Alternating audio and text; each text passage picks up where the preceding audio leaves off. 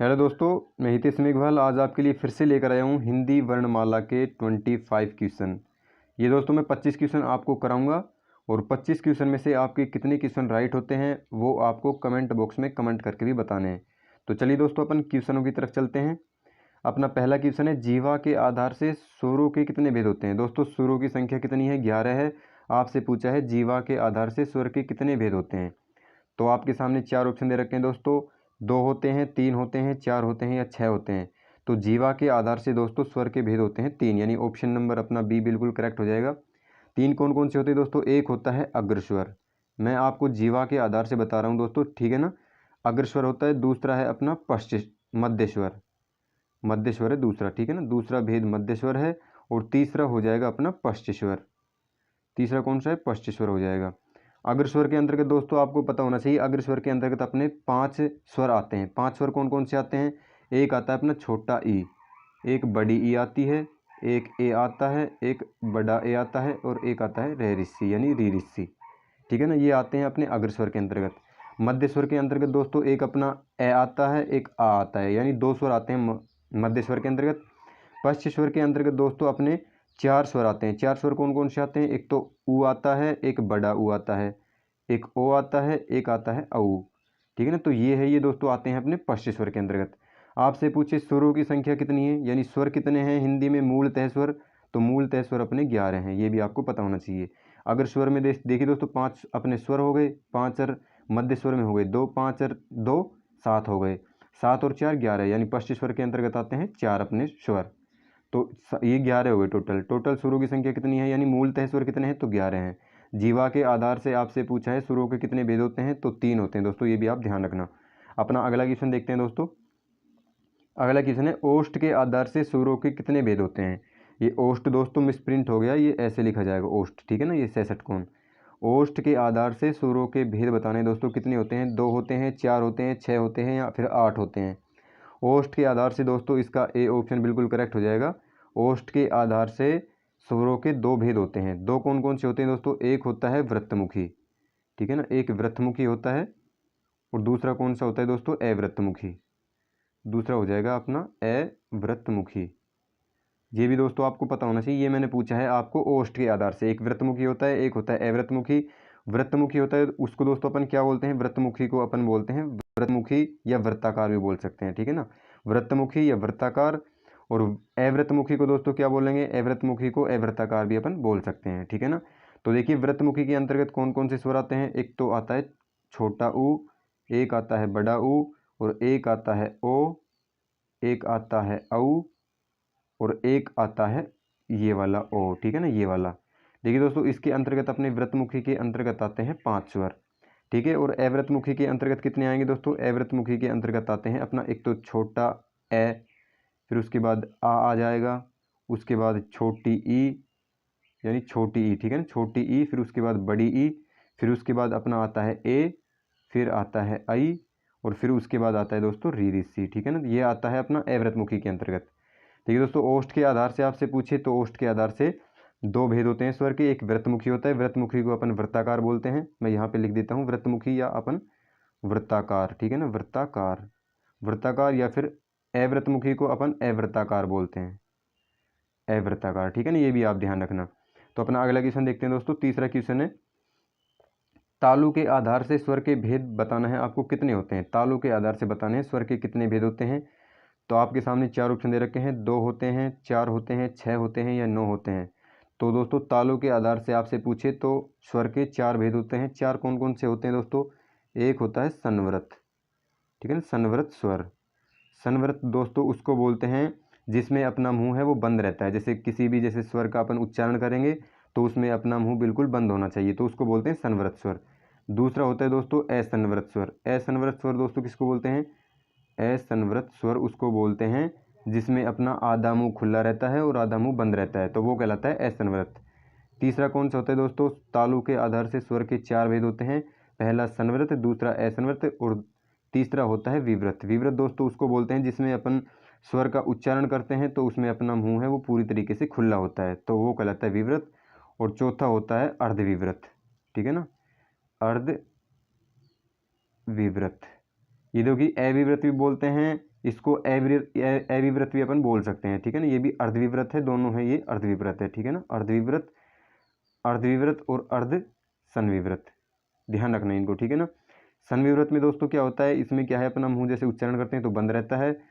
अर्ध संवृत या असंवृत में क्या होता है दोस्तों, इसमें अपना मुंह आधा खुला रहता है, आधा बंद रहता है। विव्रत में क्या है, तो अपना मुंह पूरी तरीके से खुला रहता है। और अर्धविव्रत में क्या होता है दोस्तों, इसमें आधा मुंह खुला रहता है, बंद रहता है, ठीक है ना। अगर आपसे पूछे संवृत के अंतर्गत कौन कौन से स्वर आते हैं, तो संवृत के अंतर्गत छोटा ई आता है, बड़ा ई आता है, ऊ आता है और बड़ा ऊ आता है, ठीक है ना। ये आते हैं दोस्तों संवृत के अंतर्गत, ठीक है ना। इसमें अगर इसकी अविव्रत की बात करें तो इसमें दोस्तों आप सभी को पता होना चाहिए, इसमें कुछ मुंह खुला रहता है और कुछ बंद रहता है, ठीक है ना। तो अपना अगला क्वेश्चन देखते हैं दोस्तों। तालु के आधार से आपसे पूछ लिया है स्वर के कितने भेद होते हैं, तो 4 होते हैं, संवृत, अर्ध संवृत या असंवृत, विव्रत और अर्धविव्रत, ठीक है ना। अपना अगला क्वेश्चन देखते हैं, चौथा क्वेश्चन है, मात्रा या उच्चारण काल के आधार से स्वर के भेद कितने होते हैं। मात्रा या उच्चारण काल के आधार से पूछें दोस्तों स्वर के कितने भेद होते हैं, आपके सामने 4 ऑप्शन है, 5 होते हैं, 3 होते हैं, 8 होते हैं या फिर 2 होते हैं। तो 3 इसका बिल्कुल दोस्तों करेक्ट आंसर हो जाएगा, ठीक है ना। आपसे पूछा है मात्रा या उच्चारण काल के आधार से स्वर के कितने भेद होते हैं, तो 3 होते हैं दोस्तों। एक होता है लघु स्वर, ठीक है ना, लघु स्वर। लघु स्वर को दोस्तों अपन क्या बोलते हैं, लघु स्वर को अपन हस्व स्वर भी बोलते हैं, हस्व स्वर, ठीक है ना। लघु स्वर या हस्व स्वर अपन बोल सकते हैं। एक होता है दोस्तों दीर्घ स्वर, दीर्घ स्वर। दीर्घ स्वर को और भी बोलते हैं, दीर्घ स्वर को दोस्तों अपन गुरु स्वर भी बोलते हैं, ठीक है ना। ये भी आप ध्यान रखना, इसको बोलते हैं अपन गुरु स्वर। दीर्घ स्वर कह लो या गुरु स्वर कह लो, एक ही बात है। और तीसरा होता है दोस्तों अपना प्लुत स्वर, ठीक है ना। कौन सा, प्लुत स्वर। तो उच्चारण या व्याकरण काल के आधार से बता रहा हूँ दोस्तों, आपको 3 भेद होते हैं स्वर के। अब आपको पता होना चाहिए जो हास्य स्वर है उसके अंतर्गत कौन कौन से आते हैं। तो हास्य स्वर के अंतर्गत दोस्तों एक तो आता है अपना ए, ई, उ और री, यानी 4 आते हैं, ए, ई, उ और री ऋषि वाला ये री, ठीक है ना। कौन सा, ये री ऋषि वाला ये री, ये आते हैं दोस्तों अपने 4 लघु स्वर। इनको अपन मूल स्वर भी बोलते हैं, ठीक है ना, हास्य स्वर, इनको मूल स्वर भी बोलते हैं। और दीर्घ स्वर के अंतर्गत दोस्तों कितने आते हैं, दीर्घ स्वर कह लो या कह लो अपने गुरु स्वर, तो इसके अंतर्गत दोस्तों अपने कितने आते हैं, तो इसके अंतर्गत आते हैं अपने 7 स्वर, ठीक है ना। 7 स्वर कौन कौन से, एक तो आ हो गया, बड़ा ई हो गया, बड़ा ऊ हो गया, ए हो गया, आई हो गया, ओ हो गया और औ हो गया, ये दीर्घ स्वर कहलाते हैं अपने, ठीक है ना। और प्लुत स्वर के अंतर्गत दोस्तों आप सभी को पता होना चाहिए ओम आता है, ये वाला ओणम, ऐसे लिखते हैं अपन ओणम, ठीक है ना। और दीर्घ स्वर दोस्तों, मैं दीर्घ स्वर में कौन कौन से आते हैं वो मैं आपको यहाँ लिखकर बता देता हूँ, यहाँ पे देख लेना। एक तो आ हो गया, ये दीर्घ स्वर है। एक बड़ा ई होता है, ये दीर्घ स्वर के अंतर्गत आता है। एक बड़ा ऊ होता है, ठीक है ना, ये बड़ा ऊ है, ये भी दीर्घ स्वर के अंतर्गत आता है। एक ए होता है दोस्तों, एक आई होता है, ए, आई, ओ और औ, ये सारे दोस्तों किसके अंतर्गत आते हैं, तो ये आते हैं दीर्घ स्वर के अंतर्गत, ठीक है ना। ठीक है दोस्तों, और प्लुत स्वर के अंतर्गत कौन से आते हैं, तो ओम आते हैं। आपसे पूछे मात्रा या व्याकरण काल के आधार से कितने भेद होते हैं स्वर के, तो 3 होते हैं, ये बिल्कुल आपको याद हो गया होगा। लघु स्वर या हास्य स्वर बोलते हैं, दीर्घ स्वर को गुरु स्वर भी बोलते हैं, प्लुत स्वर कौन सा है, ये ओम है, ठीक है ना। तो 3 होते हैं अपने। अपना 5वां क्वेश्चन देखते हैं दोस्तों। 5वां क्वेश्चन है, कौवे की स्थिति या उच्चारण काल की दृष्टि से आपको बताना कौवे की स्थिति, यानी कौ अपने कंठ में होता है ना, वो वाला कौवे के आधार से बताना है आपको। कौवे की स्थिति या उच्चारण की दृष्टि से स्वर के कितने भेद होते हैं, 3 होते हैं, 4 होते हैं, 5 होते हैं या 6 होते हैं। कौवे की स्थिति के अनुसार बताने दोस्तों, तो इसके भेद कितने हो जाएंगे अपने, इसका ए ऑप्शन बिल्कुल करेक्ट हो जाएगा, ठीक है ना। ए ऑप्शन यानी 3 होते हैं। 3 के कौन कौन से होते हैं दोस्तों, एक तो होता है अपना निर्नुनासिक, ठीक है ना, निर्नुनासिक, ये भी आपको पता होना चाहिए दोस्तों। एक होता है अपना निर्नुनासिक, सेकंड कौन सा होता है दोस्तों, आप सभी को पता होना चाहिए अनुनासिक।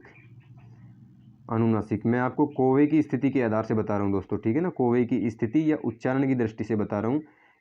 एक होता है निर्नुनासिक, एक होता है अनुनासिक और एक होता है अनुस्वार। कौन सा होता है, एक होता है अनुस्वार, ठीक है ना, अनुस्वार, ये आपको पता होना चाहिए।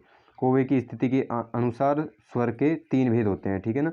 निर्नुनासिक के अंतर्गत दोस्तों आपसे पूछे कौन कौन से स्वर आते हैं, यानी इन स्वरों का जो उच्चारण है वो केवल मुख से होता है। जो निर्नुनासिक है ना दोस्तों, इनका मुख से होता है, ये भी आपको ध्यान होना चाहिए, मुख से उच्चारण, ठीक है ना, मुख से उच्चारण। इनका निर्नुनासिक है, इनका केवल मुख से उच्चारण होता है। और जो अनुनासिक है वो दोस्तों स्वर चिन्ह होते हैं, जैसे अनुनासिक के अंतर्गत जैसे आंचल हो गया, उनके ऊपर जैसे चंद्रबिंदु लगता है, ठीक है ना।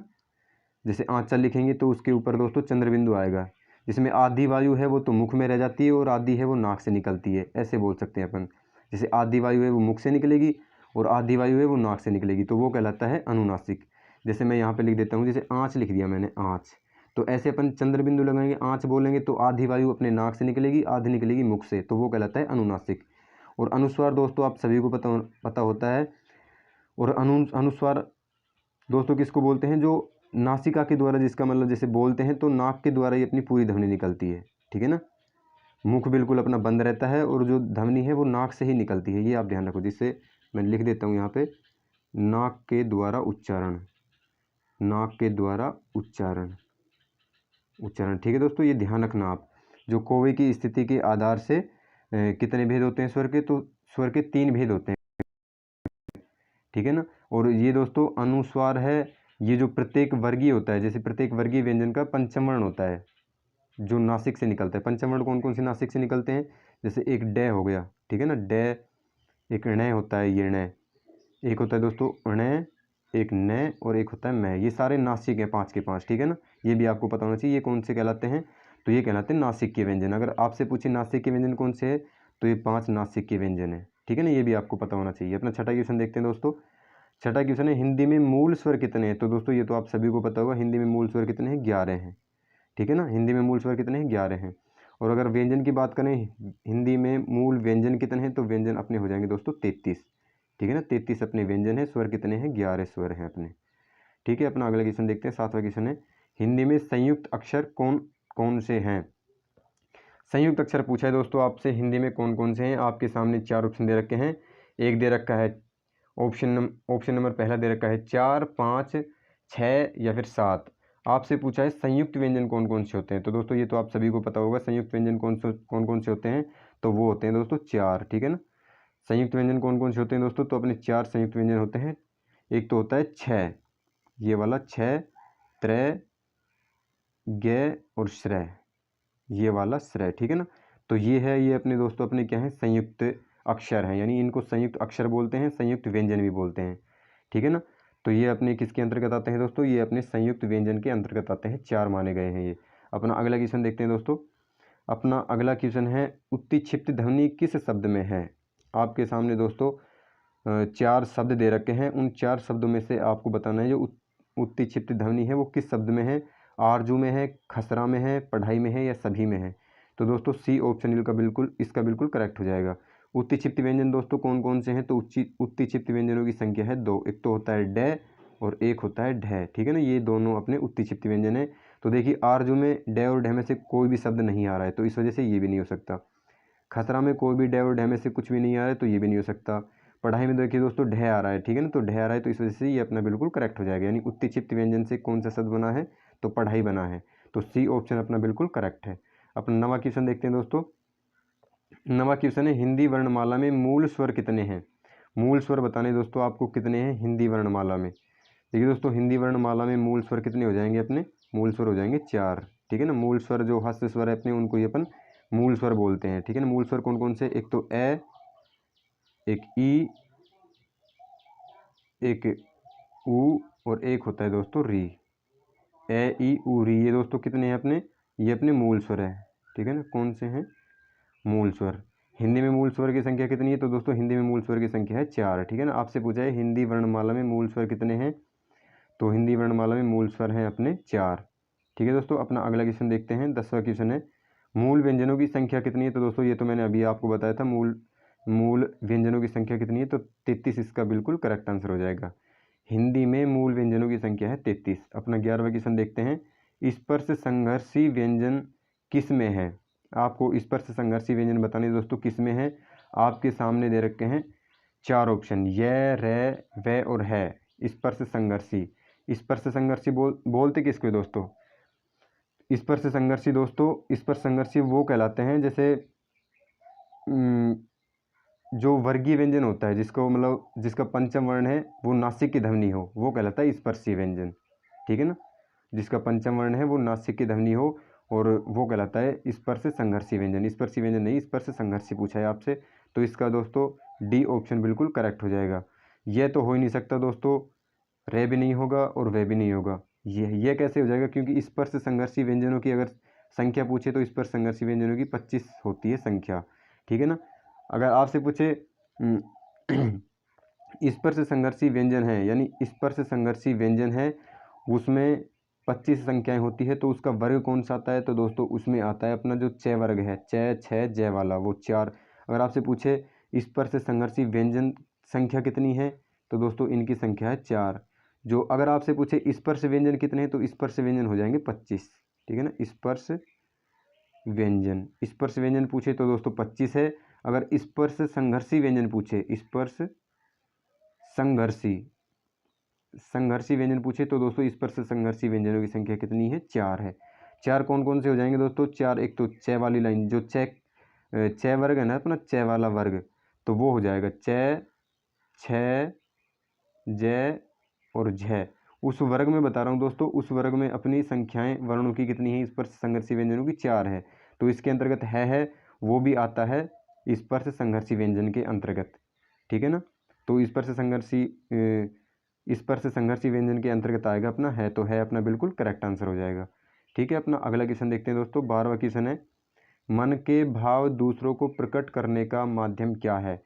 तो इसका दोस्तों बी ऑप्शन, ये तो आप सभी को पता होगा, मन के भाव दूसरों को प्रकट करने का माध्यम क्या है, तो भाषा है, ठीक है ना। और भारत की राजभाषा कौन सी है, तो दोस्तों भारत की राजभाषा है हिंदी। वो राष्ट्रीय भाषा नहीं है दोस्तों, ये भी आप ध्यान रखना, काफ़ी बार एग्जाम में आया हुआ है कि भारत की राष्ट्रीय भाषा कौन सी है, तो आपके सामने ऑप्शन दे देता है हिंदी, मराठी, गुजराती या इनमें से कोई नहीं। राष्ट्रीय भाषा पूछे तो इनमें से कोई नहीं होगा। अगर भारत की राज्य भाषा पूछे तो दोस्तों राज्य भाषा है अपनी हिंदी, ये भी आप ध्यान रखना। अपना 13वां क्वेश्चन देखते हैं दोस्तों, 13वां क्वेश्चन है, स्पर्श व्यंजन होते हैं। आपसे दोस्तों अब पूछा है स्पर्श व्यंजन कितने होते हैं, तो स्पर्श व्यंजनों की संख्या दोस्तों 25 होती है, ये भी मैंने आपको ऊपर भी बताया था। स्पर्श संघर्षी व्यंजन पूछे तो 4, और स्पर्श व्यंजन पूछे तो हो जाएगा दोस्तों अपना 25। स्पर्श ध्वनियाँ होती है दोस्तों, ये मतलब जो वायु है, उच्चारण स्थल है, वो कंठ, तालु, मूर्धा, दंत और ओष्ठ, इनसे निकलती है। जैसे अगर इनका उच्चारण करेंगे तो जो कंठ से, तालु से, मूर्धा से, दंत से और ओष्ठ से, इनसे अपनी जो ध्वनि है वो निकलेगी। अगर इनकी बात करें तो दोस्तों इनको वर्गीय व्यंजन भी बोलते हैं। जो स्पर्श व्यंजन है उनको अपन वर्गीय व्यंजन भी बोलते हैं, ठीक है ना, ये भी आप ध्यान रखना। वर्गीय व्यंजन, आपको स्पर्श व्यंजन न देकर वर्गीय व्यंजन भी दे दे कि वर्गीय व्यंजनों की संख्या कितनी है, तो दोस्तों उसमें वर्गीय व्यंजन आ जाएंगे अपने 25। और इनको दोस्तों 5 वर्ग में बांटा गया है, ठीक है ना, ये भी आप ध्यान रखना। जो वर्गीय व्यंजन है यानी स्पर्श व्यंजन है, उसको 5 वर्ग में बांटा गया है, जिसमें 25 वर्ण आते हैं। वर्ग कौन कौन से हैं, अगर आपसे 5 वर्ग पूछे कौन कौन से है, तो पहला वर्ग आ जाएगा दोस्तों अपना क वर्ग, ठीक है ना, पहला क वर्ग आ जाएगा। दूसरा कौन सा आ जाएगा अपना च वर्ग, दूसरा च वर्ग है। तीसरा कौन सा है अपना दोस्तों, तीसरा आ जाएगा अपना ट वर्ग, ठीक है ना, तीसरा ट वर्ग है। अगर चौथा वर्ग पूछे, चौथा वर्ग कौन सा है, तो अपना त वर्ग है, चौथा त। और 5वां वर्ग अपना प वर्ग हो जाएगा, ठीक है ना, 5वां वर्ग कौन सा हो जाएगा, प वर्ग, ठीक है दोस्तों। और इनके अंतर्गत दोस्तों 5 वर्ण आते हैं, ये सभी के अंतर्गत अपने 5-5 वर्ण आएंगे। तो 5-5 इनको काउंट करो, 5 5 दूनी 10, 5 3 15, 5 चौक 20 और 5 25, यानी 25 वर्ण हो गए टोटल, ठीक है। तो स्पर्श व्यंजनों की संख्या कितनी है, स्पर्श व्यंजन पूछे तो 25 इनकी संख्या है। अगर वर्ग पूछे तो 5 वर्गों में विभक्त है, ठीक है ना, ये भी आपको पता होना चाहिए। अपना अगला क्वेश्चन देखते हैं दोस्तों, तो आपसे स्पर्श व्यंजन पूछा है तो 25 इसका बिल्कुल करेक्ट आंसर हो जाएगा। 14वां क्वेश्चन है, कौन सी नासिक की ध्वनि नहीं है, क न ण मैं, तो क बिल्कुल इसका करेक्ट आंसर हो जाएगा दोस्तों। जो क है वो नासिक की ध्वनि नहीं है, क बोला जाता है कंठ से, ठीक है ना, कंठ से, क कंठ से बोला जाता है दोस्तों। अगर इनकी बात करें, क तो बोला जाता है कंठ से, क वाली लाइन है, क ख ग घ ड, ये तो दोस्तों कंठ से बोली जाती है, क वाली लाइन। और जो च वर्ग है दोस्तों, च वाला वर्ग है वो जैसे च छ ज झ कंठ, वो बोला जाता है तालु से, ठीक है ना, वो तालु से बोला जाता है। अगर ट की बात करें तो ट दोस्तों मूर्धा से बोला जाता है। तो ट वर्ग है, ट के अंतर्गत आते हैं ट ठ ड ढ ण, तो वो दोस्तों मूर्धा से बोले जाते हैं, ठीक है ना, ये भी आपको पता होना चाहिए, मूर्धा से बोले जाते हैं, ठीक है ना। ये लिखने में दिक्कत हो रही है दोस्तों, कोई दिक्कत नहीं, लेकिन आप शब्दों पर ध्यान देना। ट वर्ग है वो मूर्धा से बोला जाता है। और अगर आपसे त की बात करें, त वर्ग किससे बोला जाता है, तो त दोस्तों बोला जाता है दंत से, ठीक है ना, दंत से त बोला जाता है। प की बात करें तो प तो दोस्तों आप सभी को पता होगा, प बोला जाता है ओष्ठ से, ओष्ठ से, ठीक है ना। तो ये अपने वर्ग हैं और ये किस किस से इनका उच्चारण होता है ये दोस्तों इधर साइड में मैंने लिख दिया, आप देख लेना, ठीक है। अपना 15वां क्वेश्चन देखते हैं दोस्तों। 15वां क्वेश्चन है मूल रूप से हिंदी वर्णमाला में कुल कितने वर्ण हैं। दोस्तों आपसे मूल रूप से पूछा है, मूल रूप से आपको बताना है हिंदी वर्णमाला में कितने वर्ण हैं, तो 44 इसका बिल्कुल करेक्ट हो जाएगा। अगर आपसे दोस्तों मूल रूप से पूछे तो मूल रूप से बताना है आपको 44। अगर पूछे हिंदी वर्णमाला में कितने वर्ण हैं तो बताना है आपको 52, ठीक है ना। ऐसे क्वेश्चन बनता है। अगर मूल आ जाए, जैसे क्वेश्चन में मूल शब्द पूछ ले, तो दोस्तों आपको 44 ही बताने हैं। अगर मूल ना दे के वैसे ही नॉर्मली पूछे कि भाई हिंदी वर्णमाला में कितने वर्ण हैं तो 52 बताना है आपको। मूल दे दे तो 44 बताना है, ठीक है, ध्यान रखना इस बात का। 16वां क्वेश्चन है हिंदी में वर्णों की संख्या कितनी है। ये देखिए दोस्तों फिर आ गया, हिंदी में वर्णों की संख्या बतानी है। 52 है, 44 है, 33 है, 11 है। तो दोस्तों इसका हिंदी में वर्णों की संख्या कितनी है, तो 52 इसका बिल्कुल करेक्ट हो जाएगा।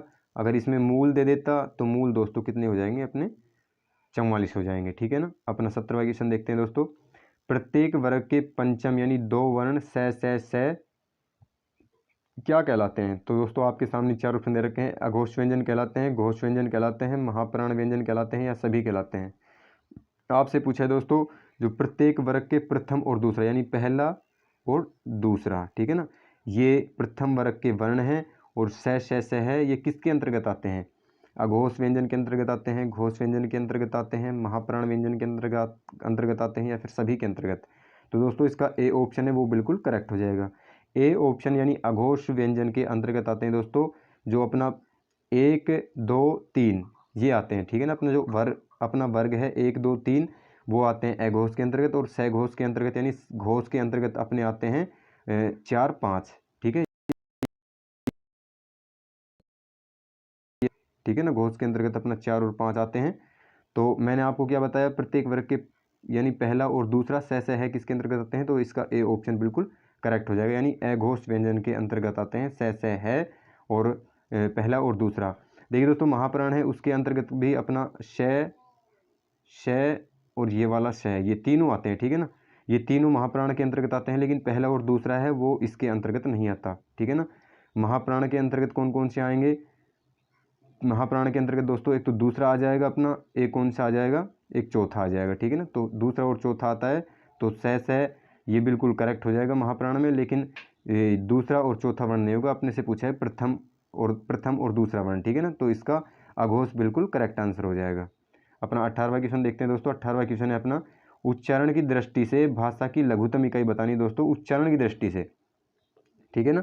अगर आपसे नॉर्मली पूछेगी भाषा की लघुत्तम इकाई क्या है तो आप बताओगे वर्ण, ठीक है ना। अगर आपसे नॉर्मली पूछेगी भाषा की लघुत्तम इकाई क्या है तो आपको बताना है दोस्तों वर्ण। आपसे पूछा है उच्चारण की दृष्टि से तो इसका करेक्ट आंसर हो जाएगा अक्षर। उच्चारण की दृष्टि से भाषा की लघुत्तम इकाई क्या हो जाएगी दोस्तों, तो अक्षर इसका बिल्कुल करेक्ट हो जाएगा। अगर आपसे पूछता अर्थ की दृष्टि से भाषा की सबसे लघुत्तम इकाई यानी सबसे छोटी इकाई, तो दोस्तों अर्थ की दृष्टि से होता है शब्द सबसे छोटी इकाई है भाषा की, ठीक है ना। ये भी आपको ध्यान होना चाहिए। तो शब्द है वो अर्थ की दृष्टि से है। व्याकरण की दृष्टि से दोस्तों अक्षर सबसे छोटी इकाई है। अगर आपसे पूछे भाषा की सबसे छोटी इकाई तो दोस्तों वर्ण हो जाएगी, ठीक है। अपना 19वां क्वेश्चन देखते हैं दोस्तों। दीर्घ स्वर कौन सा नहीं है। दीर्घ स्वर बताने दोस्तों आपको कौन सा नहीं है, तो ये मिसप्रिंट हो गया, ये बड़ा ऊ है, ठीक है ना, ये बड़ा ऊ है, बड़ा ऊ है। आपको बताना है कौन सा दीर्घ स्वर नहीं है। आपके सामने 4 ऑप्शन दे रखे हैं, ऊ, छोटा ई, बड़ा ऊ या फिर ओ। तो दोस्तों इसमें हो जाएगा अपना ये दोनों हो जाएंगे, ठीक है ना। ये मिसप्रिंट हो गया। दीर्घ स्वर पूछा है, दीर्घ स्वरों की संख्या कितनी है दोस्तों, यानी दीर्घ स्वर नहीं है पूछा है। तो दीर्घ स्वर कितने हैं अपने, दीर्घ स्वर हैं 7, मैंने आपको पहले बता दिया। और लघु स्वर जिसको हस्त स्वर बोलते हैं उनकी संख्या कितनी है, वो 4 हैं। तो ये दोस्तों 4 हस्त स्वर के अंतर्गत आते हैं ये दोनों, ऊ और छोटा ई, ठीक है ना। तो अपना बिल्कुल करेक्ट हो जाएगा। अपने एक तो ए होता है, एक होता है छोटा ई यानी छोटा ई होता है, ठीक है ना, एक छोटा ई होता है, एक ऊ होता है और एक होता है री ऋषि। तो ये आते हैं अपने दोस्तों हस्त स्वर के अंतर्गत यानी छोटे स्वर के अंतर्गत, ठीक है ना, जिनको हस्त स्वर बोलते हैं अपन। अपना अगला क्वेश्चन देखते हैं दोस्तों। 20वां क्वेश्चन है। 20वां क्वेश्चन है ओ और औ किस प्रकार का वर्ण है। ओ और औ आपके सामने 4 ऑप्शन दे रखे हैं, तालव्य है, कंठोष्ठ है, दोनों है या कोई नहीं है। तो ओ और औ पूछा है दोस्तों तो इसका करेक्ट आंसर हो जाएगा कंठोष्ठ, कंठ और ओष्ठ, ठीक है ना। कंठ प्लस ओष्ठ मिलाएंगे तो बनता है कंठोष्ठ। तो कंठ और ओष्ठ से बोला जाता है ओ और औ, ठीक है ना। तो इसका बी ऑप्शन बिल्कुल करेक्ट हो जाएगा। अपना 21वां क्वेश्चन देखते हैं दोस्तों, व्याकरण की दृष्टि से भाषा की लघुतम इकाई क्या है। अब दोस्तों आपसे पूछा है व्याकरण की दृष्टि से, वो उच्चारण की दृष्टि से पूछा था तो आपने बताया था उच्चारण की दृष्टि से, अर्थ की दृष्टि से पूछा तो आपने बता दिया भाई शब्द होता है। अगर वैसे पूछा भाषा की छोटी इकाई तो दोस्तों आपने बताया वर्ण। आपसे पूछा है व्याकरण की दृष्टि से भाषा की लघुतम इकाई क्या है, तो पद दोस्तों व्याकरण की दृष्टि से भाषा की सबसे छोटी इकाई है, यानी लघुतम इकाई है ना, छोटी इकाई। ये दोस्तों किसकी दृष्टि से है, तो ये व्याकरण की दृष्टि से है। अपना अगला क्वेश्चन देखते हैं दोस्तों। अपना अगला क्वेश्चन है, हिंदी शब्द का प्रथम प्रयोग किस ग्रंथ में मिलता है। जफरनामा, बाबरनामा, हुमायूंनामा या आईने अकबरी। हिंदी शब्द पूछा है दोस्तों, हिंदी शब्द, तो इसका ए ऑप्शन बिल्कुल करेक्ट हो जाएगा, जफरनामा। जफरनामा आपसे पूछे दोस्तों रचना किसकी है, जफरनामा ऐसे भी पूछ सकते हैं, जफरनामा भाई किसकी रचना है, तो सैफुद्दीन की रचना है ये, ठीक है ना। ये भी आपको पता होना चाहिए किसकी रचना है, सैफुद्दीन, सैफुद्दीन येजदी, सैफुद्दीन येजदी है दोस्तों, ये ध्यान रखना, ठीक है ना। सैफुद्दीन येजदी की रचना है दोस्तों। और जो अफजरनामा है वो दोस्तों हिंदी की जो हिंदी भाषा का विकास है उसकी प्रक्रिया के बारे में पूरा बताया गया है, ठीक है ना। जो जफरनामा है उसमें हिंदी शब्द और जो हिंदी भाषा के विकास की प्रक्रिया है उसके बारे में टोटल बताया गया है, ठीक है दोस्तों। अपना अगला क्वेश्चन देखते हैं। 23वां क्वेश्चन है अपना, ए का उच्चारण स्थान है। ए का उच्चारण स्थान बताना है दोस्तों, कंठ है, तालु है, मूर्धा है या कंठ तालव्य है। तो ए का दोस्तों डी ऑप्शन बिल्कुल करेक्ट हो जाएगा, कंठ तालव्य, यानी कंठ और तालु को मिलाते हैं तो कंठ तालव्य बनता है दोस्तों। तो कंठ और तालु से बोला जाता है ए, ठीक है ना। तो ए अपना कंठ और तालु से बोला जाता है। अपना अगला क्वेश्चन देखते हैं दोस्तों। 24वां क्वेश्चन है, ऊष्म व्यंजन कौन सा है। ऊष्म व्यंजन बताना है दोस्तों आपको कौन सा है, ण है, द है, न है और स है। तो इसका डी ऑप्शन बिल्कुल करेक्ट हो जाएगा। अगर दोस्तों आपसे पूछे उसमें व्यंजनों की संख्या कितनी है, अगर आपसे उसमें व्यंजनों की संख्या पूछे तो संख्या दोस्तों 4 है। 4 कौन कौन सी, एक स है दोस्तों, एक ये वाला स है, एक ये स है और एक है। ये दोस्तों क्या है अपने, ये है दोस्तों उसमें व्यंजन, ठीक है ना। आप ध्यान रखना उसमें क्या है, उसमें व्यंजन है। उसमें व्यंजन किसको बोलते हैं, जिनको बोलने में ज़्यादा टाइम लगता है यानी ज़्यादा ऊर्जा लगती है उसको बोलते हैं अपन उसमें व्यंजन। और संयुक्त व्यंजन पूछे आपसे, संयुक्त व्यंजनों की संख्या कितनी है, तो संयुक्त व्यंजन भी दोस्तों 4 ही है अपने, छत्रज्ञ श्रय, तो वो है अपने संयुक्त व्यंजन, इनको बोलते हैं उसमें व्यंजन, ठीक है ना। ये उसमें व्यंजन है। अपना लास्ट क्वेश्चन है दोस्तों 25वां क्वेश्चन, हिंदी में वर्ण के कितने भेद होते हैं। वर्ण के भेद पूछा है दोस्तों आपको, हिंदी में कितने भेद होते हैं वर्ण के। तो इसका करेक्ट आंसर क्या होगा, आपके सामने 4 ऑप्शन दे रखे हैं, 2 होते हैं, 3 होते हैं, 4 होते हैं या 5 होते हैं। तो देखिए दोस्तों इसका करेक्ट आंसर हो जाएगा 2। हिंदी में वर्ण के कितने भेद होते हैं, तो 2 होते हैं। 2 कौन कौन से, एक होता है दोस्तों स्वर और एक होता है अपना व्यंजन, ठीक है ना। ये तो आप सभी को पता होगा, एक स्वर होता है, एक होता है अपना व्यंजन।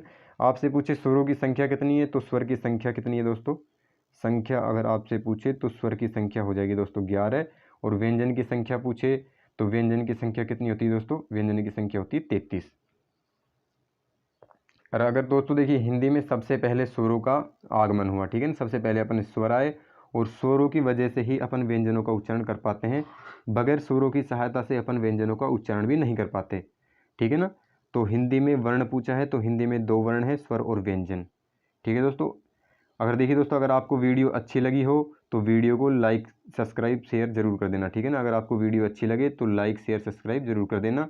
और देखिए दोस्तों आपको कमेंट बॉक्स में कमेंट करके और बताने हैं कि आपके कितने क्वेश्चन में से कितने क्वेश्चन राइट हुए हैं, ठीक है। आज के लिए इतना ही, थैंक यू सो मच।